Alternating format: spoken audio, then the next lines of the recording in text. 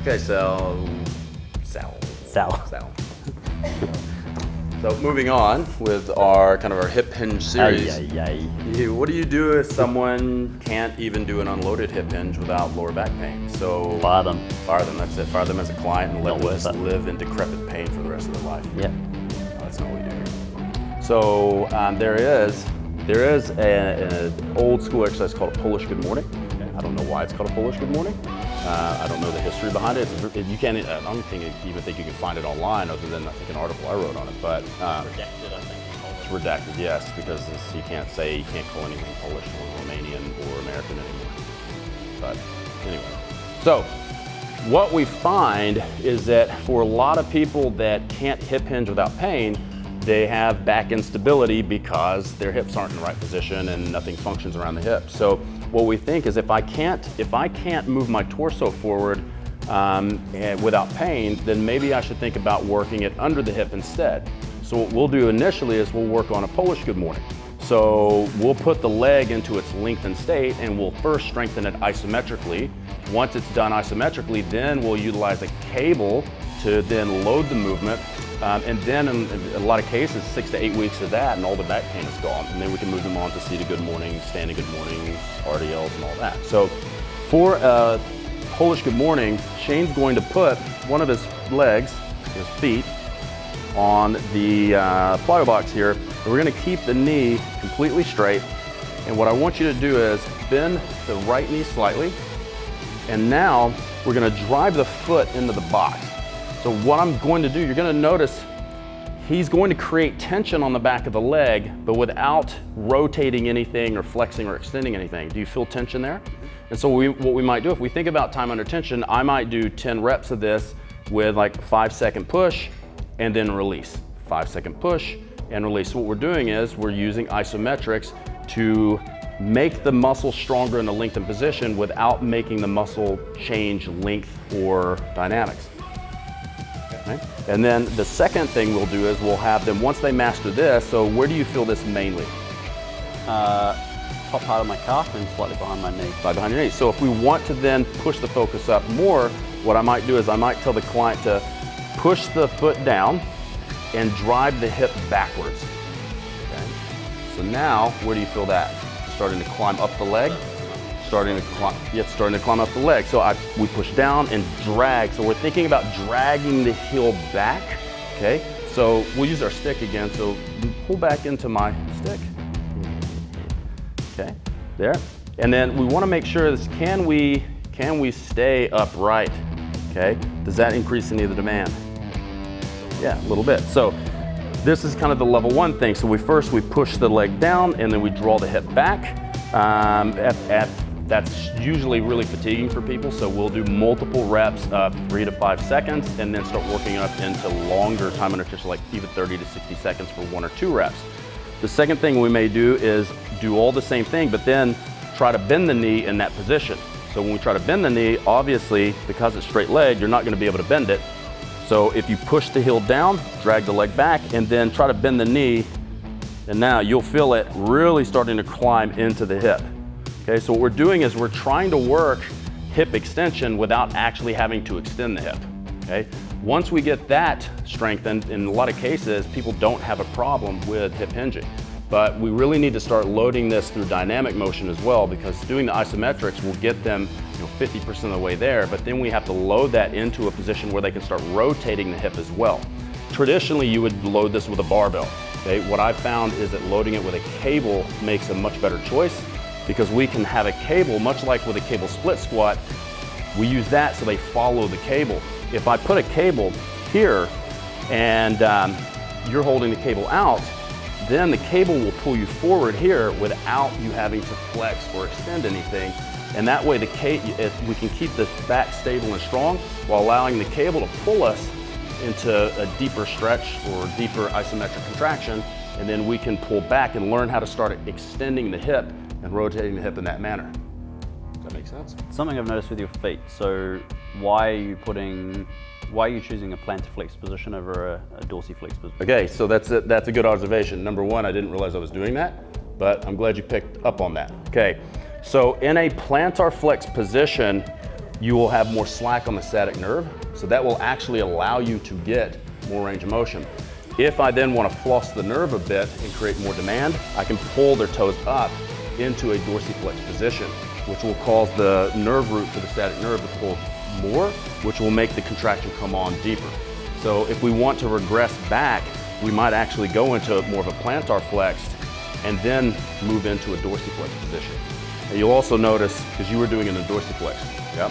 So if I go in a plantar flexed, now that I'm contracting the upper calf, it has less involvement, okay? Because it can't work on both the ankle and the knee at the same time. So you'll feel a lot more stretch or a lot more lengthening in the hamstring. If I pull that back, then it ties in the calf alongside the hamstring as well. So you'll get it all the way from the heel all the way into the hip.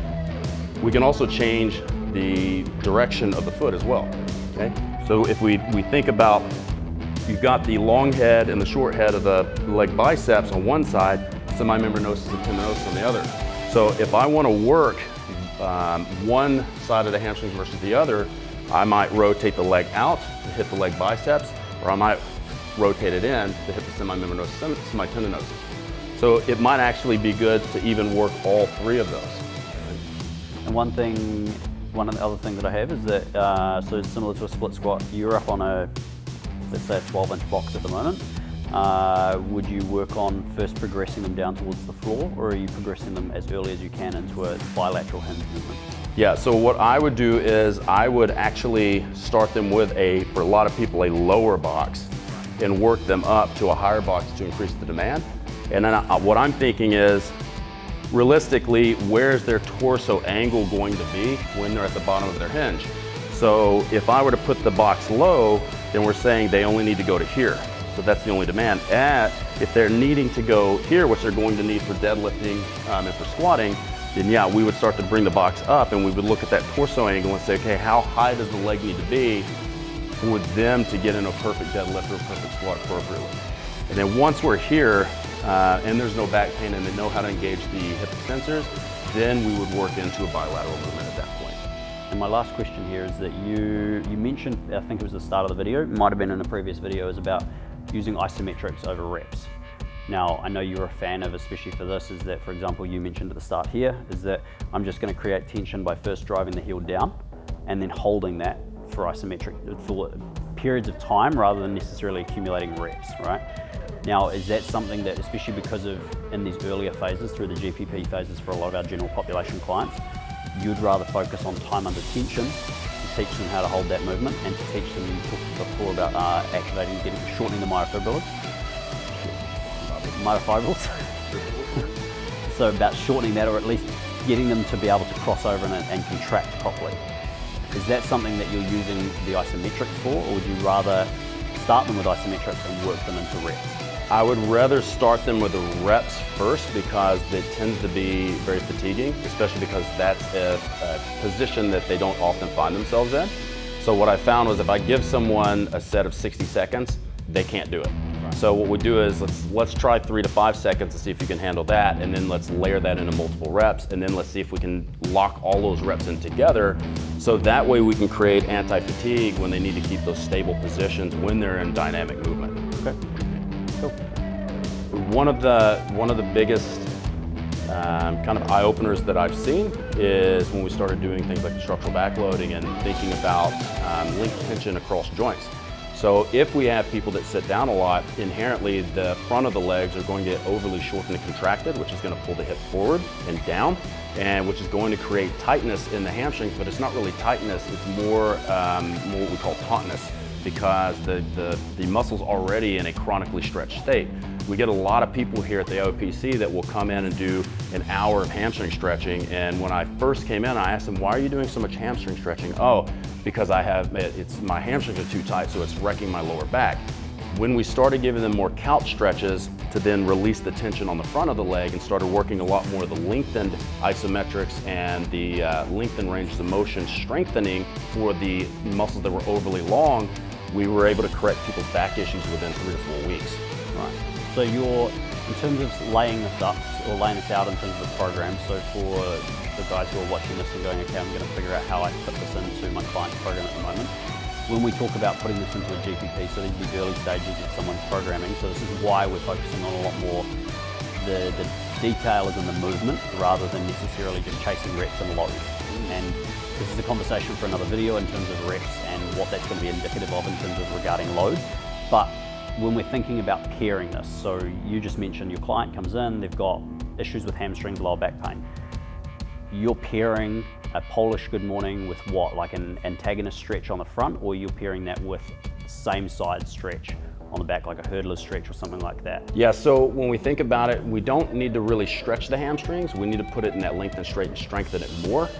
So what we would do is we would pair it with an antagonistic stretch. So we might do a couch stretch into a isometric Polish good morning.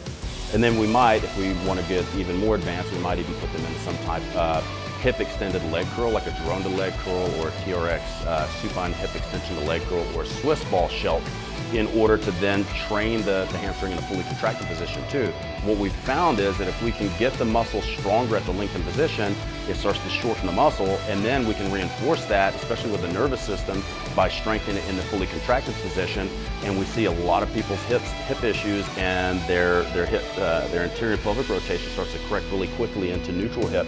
And then we can reinforce that with other things like split squats and step ups and good seated good mornings and things like that. Yeah.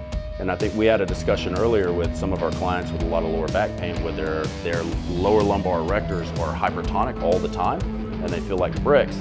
If we think about, most people would want to try to stretch that. They say, oh, this is so tight, I need to stretch that. It's very difficult to stretch the lower back, and in a lot of cases, that's what's the only thing holding your lower back and your hip together. So it makes more sense if we strengthen the things that need to be strengthened, like the obliques. We were talking at lunch about the oblique sling, working on the obliques, working on the lats to keep the lats connected, the torso connected to the hips, working on stretching and strengthening the psoas, which tends to be very short and tight on people, but also very weak, and then stretching out what needs to be stretched, which is most often than not the rec fem. And that's something, just touching on the psoas briefly, I think that's something that we see in a lot of people is that the psoas is a muscle that is very undertrained in a lot of people, coaches, general population, whoever it may be. But especially when we do any type of muscle testing, we notice, especially in that shortened range, which is going to be very indicative, or very indicative in the positions of when you're finding yourself in the bottom of the squat, and people are getting that hip pain and that pinching and things like that. And while yes, I understand is like that can be caused by other things, is that when they're in that position where now that psoas is fully shortened, it's completely weak. Absolutely. And we don't train that in terms of an isolated sense. We don't train that in actually thinking about hip flexion and then being able to hold that as well isometrically for a sustained period of time. And then actually going into proper hip flexion without the right fem and the TFL being the main hip flexor, but also using the psoas. So that's a good discussion for another video, so we'll do that video next. But when growing up in the industry, I was taught never to train the hip flexors as far as the psoas, because it was assumed that everybody's psoas is really tight. Now, if you go back in the archives of the internet, Kelly Baggett, who is he's a specialist in speed and vertical jump development, was telling everybody 20 years ago that everyone was wrong about this, that if you don't have good strength in the psoas, it's going to limit your ability to extend, jump, and run correctly, and I'm finding that to be 100% true. So a lot of people will avoid training their psoas when they actually need to train their psoas. In a lot of cases, though, that hypertonic psoas, if we can strengthen it through a lengthened state and also get all the other muscles playing well around it and get the hip shifted back, a lot of times that tension goes away. I think that's the same mindset as not needing to train the abs because you're trained in big compound movements. And it's like, yes, if you've already got the strength in place with those muscles, then you can start to combine them into whatever movements you're doing. But isolation before integration, right? And I can tell you right now, dealing with the lumbar issues that I've dealt with this year, that has absolutely changed my perspective of used to being from the school that you could get all the core strengthening and stability you needed from heavy squats, overhead presses, deadlifts, and all that. It's absolutely incorrect.